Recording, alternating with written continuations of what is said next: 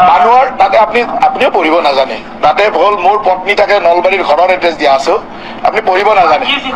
আপুনি পঢ়িব নাজানে দিয়ক এইবিলাক আপোনাৰ দৰে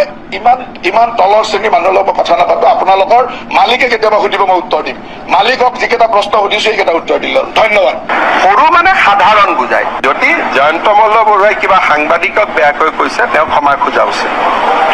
আৰু মই নিজে কৈ দিম যে তেওঁ ক্ষমা খুজিব লাগে কাৰণ সাংবাদিকসকল আমাৰ ৰাজনীতি যুদ্ধত সাংবাদিকসকলতো নাই যি আছে তাকে লিখি দিছে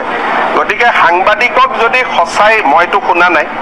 সাংবাদিকসকলৰ প্ৰতি যদি কিবাও বেয়া শব্দ ব্যৱহাৰ কৰিছে তেওঁ এটা ক্ষমা খোজা উচিত আৰু জয়ন্ত মল্ল বৰুৱাই যদি সঁচাই কিবা কৈছে মই শুনা নাই ময়ো ক্ষমা খুজিছো কাৰণ আপোনালোকক বেয়া কোৱাৰ কোনো অধিকাৰ তেওঁৰ নাই আৰু আপোনালোকে দায়িত্বহে পালন কৰিছে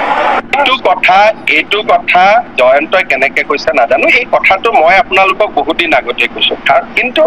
জয়ন্ত মল্ল বৰুৱাৰ শব্দৰ ব্যৱহাৰবিলাক ঠিক হোৱা নাই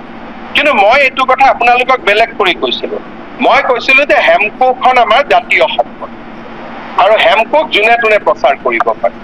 হেমকোক ইজ নট আণ্ডাৰ কপিৰাইট আৰু সেইকাৰণে প্ৰকাশন পৰিষদে এতিয়া হেমকোক বনাই আছে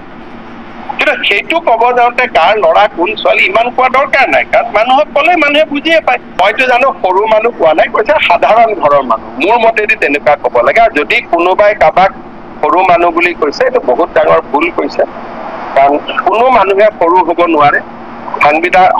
মইতো ইমান দিন আপোনালোকে মোক ইমানো বেয়া প্ৰশ্ন সোধে কেতিয়াবা মই কিবা বেয়া কথা কৈছো নেকি ব্যক্তিগত কিহৰ কাৰণে আপোনালোকেও কাম এটাই কৈছে অসমীয়া ল'ৰা ইমানখিনিলৈকে আহিছে যে বহুত গাঁৱৰ পৰা আহিছে ইয়াত আহি সংগ্ৰাম কৰি গুৱাহাটীত ইমানখিনি ডাঙৰ হৈছে গতিকে এইটোতো ভাল কথা কিন্তু খালি প্ৰেছ ক্লাবে মালিকৰ কথা ক'ব নালাগে মালিকবিলাকৰ ক'ত কি আছে এইটো আপোনালোকে